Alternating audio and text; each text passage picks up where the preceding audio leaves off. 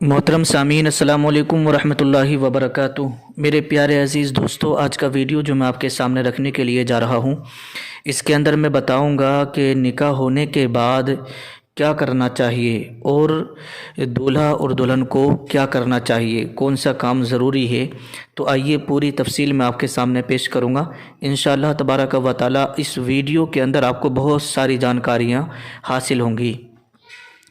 تو دیکھیے، نکاح جب ہو جائے تو نکاح کے بعد مصری اور کھجور بانٹنا یہ بہتر ہے۔ آپ نے دیکھا ہوگا کہ تمہارے یہاں پر چھوارے بانٹے جاتے ہیں۔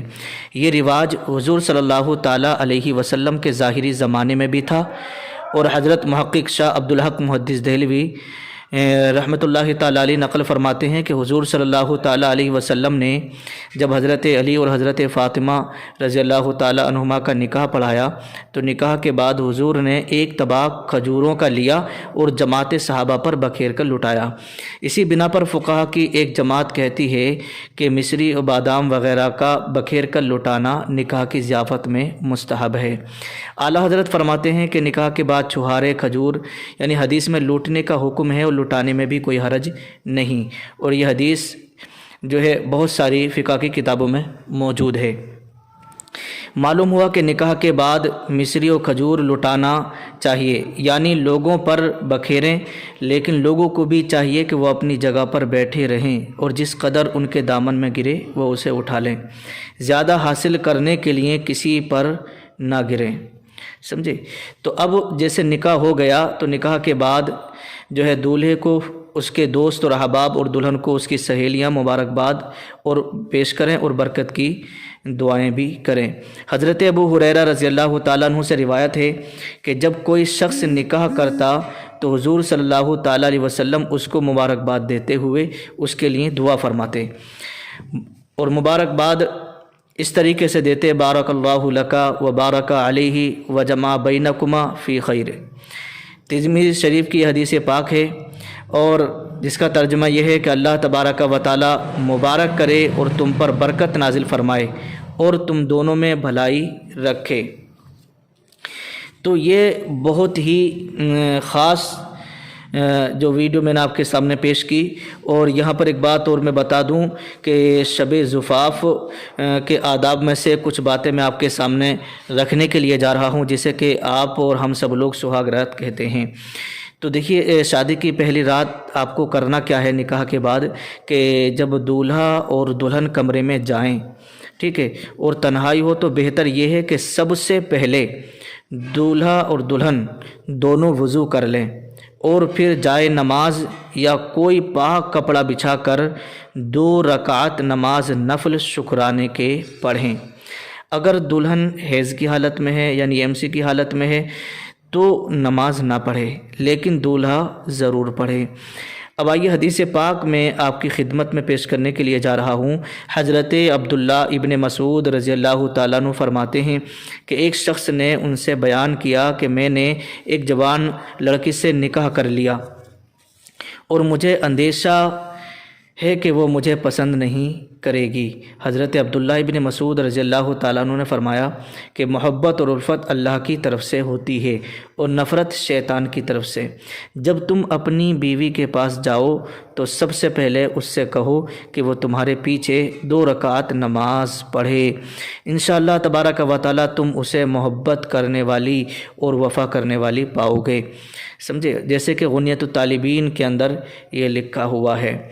اب آئیے وہ 2 رکعت نماز کیسے پڑھنا ہے اور کس طریقے سے پڑھنا ہے اور اس کی نیت کیسے کی جاتی ہے یہ بھی آپ سن لیں۔ تو دیکھیں، نیت اس طریقے سے کرنا ہے آپ کو۔ نیت کی میں نے 2 رکعت نماز نفل شکرانے کی واسطے اللہ تعالیٰ کے منہ میرا کعبہ شریف کی طرف، اللہ اکبر۔ پھر جس طرح دوسری نمازیں پڑھی جاتی ہیں اسی طرح یہ نماز بھی آپ کو پڑھنا ہے، یعنی پہلی رکعت میں الحمد شریف، پھر کوئی ایک سورت ملائے، نماز کے بعد اس طرح دعا کرے: اے اللہ، تیرا شکر اور احسان ہے کہ تو نے ہمیں یہ دن دکھایا اور ہمیں اس خوشی اور نعمت سے نوازا، ہمیں اپنے پیارے حبیب صلی اللہ تعالیٰ علیہ وسلم کی اس سنت پر عمل کرنے کی توفیق عطا فرمائی۔ اے اللہ، ہماری اس خوشی کو ہمیشہ اسی طرح قائم رکھ، ہمیں میل ملاپ پیار و محبت کے ساتھ اتفاق اور اتحاد کی زندگی گزارنے کی توفیق عطا فرما۔ اے رب قدیر مجھے نیک صالح اور فرما بردار اور اولاد عطا فرما۔ سمجھے، اے اللہ مجھے اس سے اور اس کو مجھ سے روزی عطا فرما، اور ہم پر اپنی رحمت ہمیشہ قائم رکھ، اور ہمیں ایمان کے ساتھ سلامت رکھ۔ اب یہ وہ باتیں تھی جو میں نے آپ کی خدمت میں پیش کی۔ اب آئیے شب زفاف کی کچھ خاص باتیں اور میں آپ کے سامنے رکھ رہا ہوں جن کی نوجوانوں کو بہت زیادہ سخت ضرورت ہوا کرتی ہے۔ دیکھیے، نماز اور دعا پڑھ لینے کے بعد آپ کو کیا کرنا ہے؟ تو کرنا یہ ہے کہ دولہا اور دلہن سکون اور اطمینان سے بیٹھ جائیں۔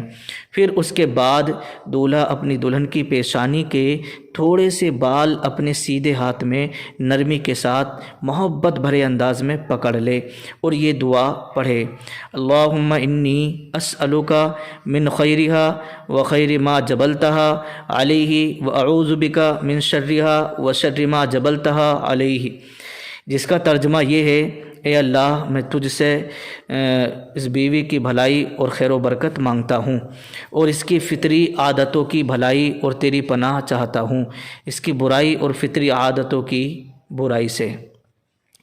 حضرت عمرہ بن شعیب رضی اللہ تعالیٰ عنہ سے روایت ہے کہ سرکار دو عالم صلی اللہ تعالیٰ علیہ وسلم ارشاد فرماتے ہیں کہ جب کوئی نکاح کرے اور پہلی رات کو اپنی دلہن کے پاس جائے تو نرمی کے ساتھ اس کی پیشانی کے تھوڑے بال اپنے سیدھے ہاتھ میں لے کر یہ دعا پڑھے جو ابھی آپ کے سامنے میں نے پڑھ کر کے سنائی۔ یہ ابو داؤد شریف کی حدیث پاک کے اندر موجود ہے، اور اس دعا کی فضیلت کے بارے میں لکھا ہے کہ شب زفاف کے روز اس دعا کو پڑھنے کی فضیلت میں علماء کرام ارشاد فرماتے ہیں کہ اللہ رب العزت اس دعا کے پڑھنے کی برکت سے میاں بیوی کے درمیان اتحاد، اتفاق اور محبت قائم رکھے گا، اور عورت میں اگر کوئی برائی ہوگی تو اسے دور فرما کر اس کے ذریعے نیکی پھیلائے گا، اور عورت ہمیشہ شوہر کی خدمت گزار اور وفادار اور فرما بردار بن کر رہے گی۔ اگر ہم اس دعا کے معنوں پر غور کریں تو ہم پائیں گے کہ اس میں ہمارے لیے کتنے امن اور سکون کا پیغام ہے۔ یہ دعا ہمیں درس دیتی ہے کہ کسی بھی وقت انسان کو یاد الہی سے غافل نہ ہونا چاہیے، بلکہ ہر وقت ہر معاملے میں اللہ کی رحمت کا طلبگار رہے۔ لہذا اس دعا کو شادی کی پہلی رات ضرور پڑھیں۔ سمجھے، اس دعا کو آپ ضرور پڑھیے گا، اور میں یہاں پر کچھ خاص باتیں اور آپ کی خدمت میں رکھ رہا ہوں، انشاءاللہ تبارک و تعالی جو آپ کے لیے بہت زیادہ کام آئیں گی۔ دیکھیے، کچھ لوگ اپنے دوستوں کو شب زفاف یعنی شادی کی پہلی رات میں بیوی کے ساتھ کی ہوئی باتیں مزے لے کر سناتے ہیں۔ دولہا اپنے دوستوں کو بتاتا ہے کہ رات ہماری کیسے گزری، اور دلہن اپنی سہیلیوں کو بتاتی ہے۔ سنانے والا اور سننے والے اسے بڑی دلچسپی کے ساتھ مزے لے کر کے سنتے ہیں اور لطف اندوز ہوتے ہیں۔ یہ بہت ہی جاہلانہ طریقہ ہے، بھلا اس سے زیادہ بے شرمی اور بے حیائی کی بات اور کیا ہو سکتی ہے؟ دیکھیے، حضرت ابو ہریرہ رضی اللہ تعالیٰ عنہ سے روایت ہے کہ زمانہ جاہلیت میں لوگ اپنے دوستوں کو اور عورتیں اپنی سہیلیوں کو رات میں کی ہوئی باتیں اور حرکتیں بتایا کرتے تھے۔ چنانچہ سرکار مدینہ صلی اللہ تعالیٰ علیہ وسلم کو اس بات کی خبر ہوئی تو آپ نے اسے سخت ناپسند فرمایا اور ارشاد فرمایا کہ جس کسی نے صحبت کی باتیں، ہم بستری کی باتیں لوگوں میں بیان کی، اس کی مثال ایسی ہے جیسے شیطان عورت شیطان مرد سے ملے اور لوگوں کے سامنے ہی کھلے عام صحبت کرنے لگیں۔